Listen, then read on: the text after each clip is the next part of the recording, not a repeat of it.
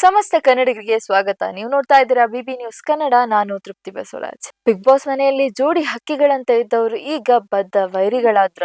ದೊಡ್ಡ ಮನೆಯಲ್ಲಿ ಸದಾ ಬ್ರದರ್ ಬ್ರದರ್ ಅಂತ ಒಬ್ಬರನ್ನೊಬ್ಬರು ತಬ್ಬಿಕೊಳ್ಳುತ್ತಿದ್ದ ಆ ಇಬ್ಬರು ಈಗ ಮುಖ ನೋಡೋದಕ್ಕೂ ಇಷ್ಟಪಡ್ತಿಲ್ವಾ?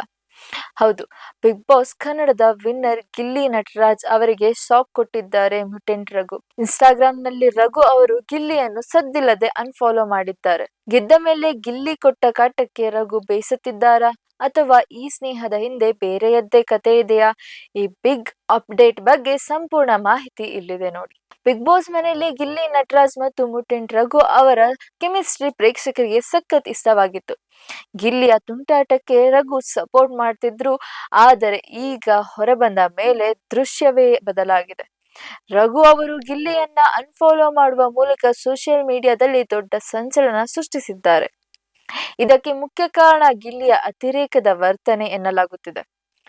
ದೊಡ್ಡ ಮನೆಯಲ್ಲಿದ್ದಾಗಲೂ ರಘು ಹಲವು ಬಾರಿ ಹೇಳಿದ್ದಾರೆ, ನಟರಾಜ ನಿನ್ನ ಕಾಟ ತಡೆಯೋಕೆ ಆಗ್ತಿಲ್ಲ ಅಂತ.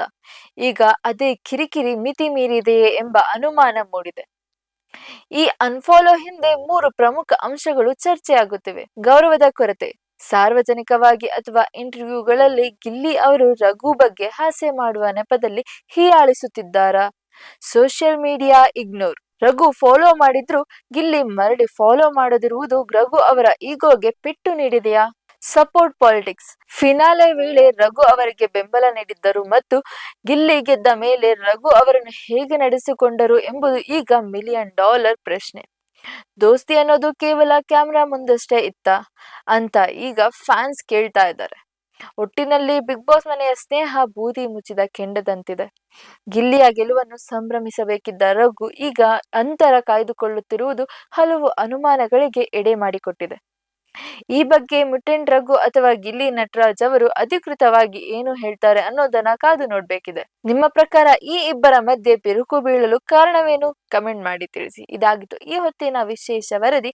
ಸಮಗ್ರ ಸುದ್ದಿಗಳಿಗಾಗಿ ಸದಾ ಗಮನಿಸಿ ಬಿಬಿ ನ್ಯೂಸ್ ಕನ್ನಡ. ಇದು ಕನ್ನಡಿಗರ ಪ್ರತಿಧ್ವನಿ.